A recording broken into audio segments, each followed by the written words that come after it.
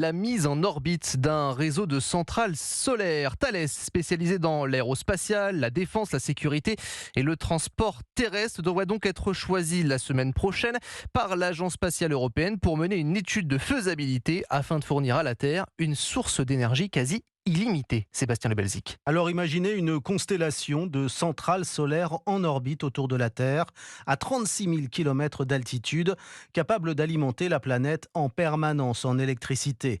Une énergie propre et sans limite, puisque ces fermes solaires se trouvent au-dessus des nuages et reçoivent donc en permanence les rayons du soleil.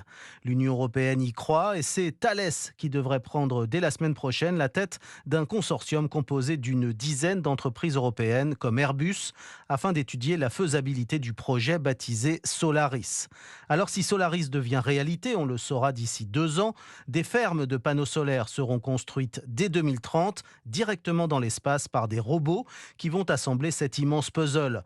Reste à régler plusieurs problèmes comme le stockage de l'énergie et surtout son acheminement sur Terre.